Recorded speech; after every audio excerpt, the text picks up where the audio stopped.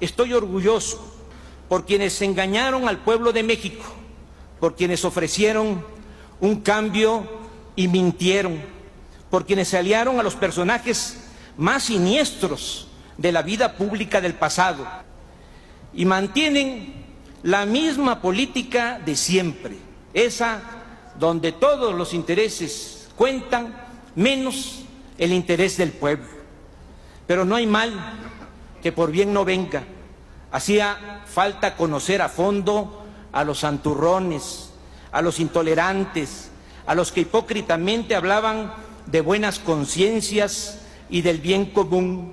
Hacía falta que esas personas se exhibieran sin tapujos, con toda su torpeza, frivolidad, desparpajo, codicia y mala fe, para saber con claridad a qué atenernos.